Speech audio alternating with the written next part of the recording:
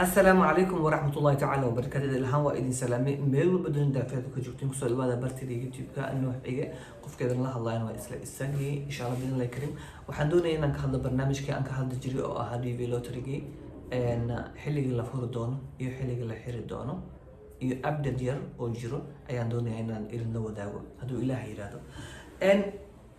sida horey usoo sheegay videogii hore lama ansixin waqtigan videogaas soo duubay saan inagu sheegin waxaydan dhahay waqtiga la furo waxa ay kusoo post garan doon xagga community-ga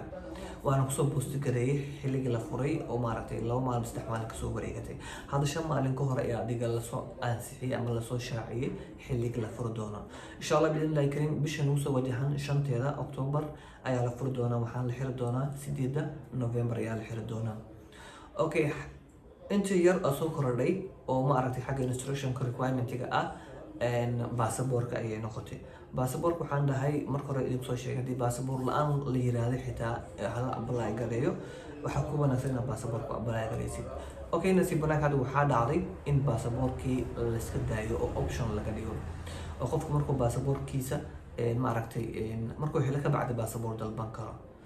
oo laakiin baasaboorka iyo magacaaga inaysan ismaaragtay iswaafaqayeen inay noqdaan ayaa fiican in iswaafaqaan ayaa wanaagsan instruction-ka marka aqri 2023-ga iyo 2024-ga instruction-kooda numberka 7 ama numberka 7 waxa ku jiray baasaboorka hadda laakiin waxa ku jira numberka 7 noqday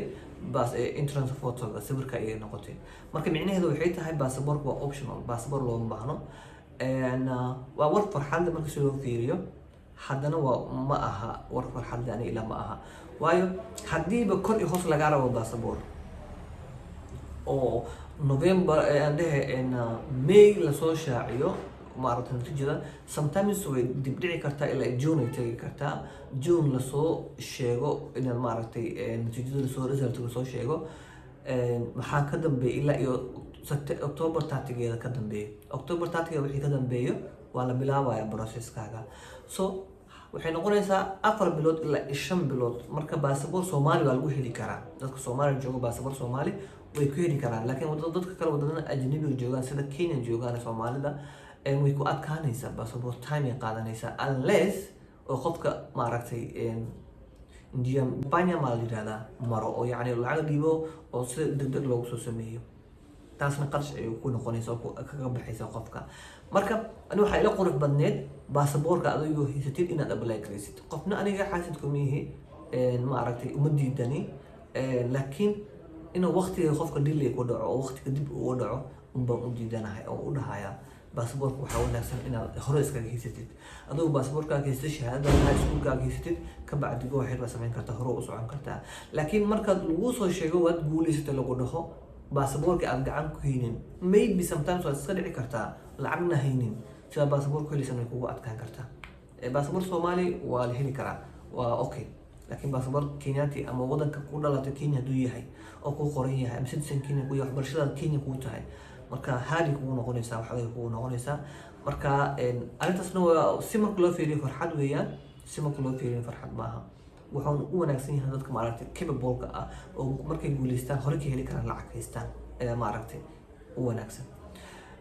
intaas waa instruction-ka lagu soo kordhiyay baasaboorka waa free laga dhigay hadda baasaboor loo baahno requirement-giisa optional waaye qofka baasaboor haysta waa iska haysanaya oo magaciisa baasaboorka soo qoran yahay inuu iska saxaya haddii qofka baasaboor haysanina waa isna iska saxda baasaboorkaas uu soo bixi doonaa example waxa qaadanaysaa dhalashada haysatid dhalashadaas u qorantaa qaadanaysaa hadda dhalashada haysanina oo haysatid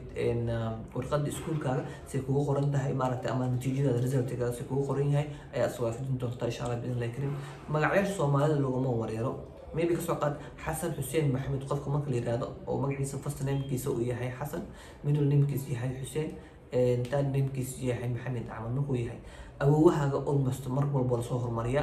magacaaga lagu xijiyaa first name waa magacaaga